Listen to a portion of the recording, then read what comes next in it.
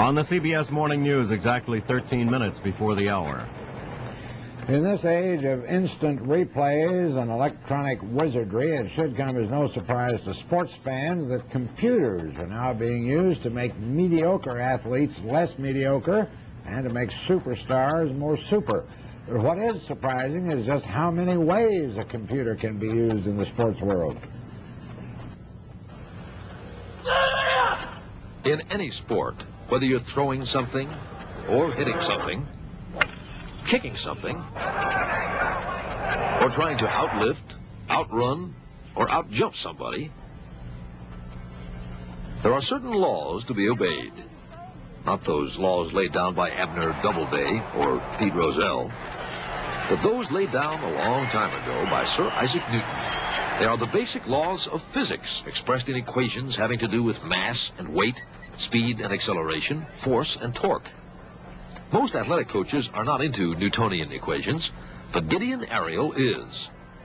Ariel's company, Computerized Biomechanical Analysis, studies the way athletes do what they do, and with the help of computers, analyzes their moves, projects how well they ought to be able to do, and what they might do differently to realize their potential.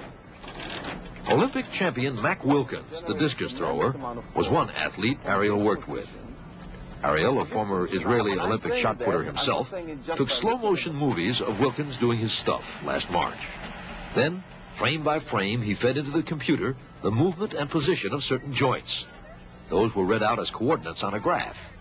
With certain known factors, such as Wilkins' weight and size, the length of his limbs, the mass of those joints, the computer was able to come up with the thousands of calculations necessary for Ariel to tell Wilkins how he could do better. Mind you, he was doing pretty well as it was. He was throwing the discus 218 feet, and the world record was 226 feet. But Ariel's analysis indicated that by doing certain things differently, he could do better than that.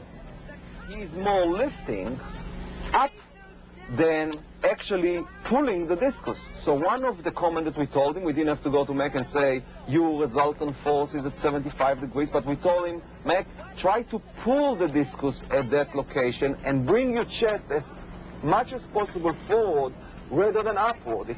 Wilkins pulled, as Ariel suggested, and kept both feet on the ground, as he suggested. And not only did he go on to win the Olympic gold medal, but in the first official throw he made after getting Ariel's advice, he threw 232 feet, shattering the old world record.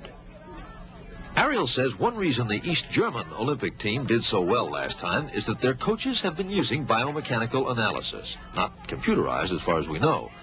But with the equipment this country has, Ariel says we should be able to do it far better than any other country in the world.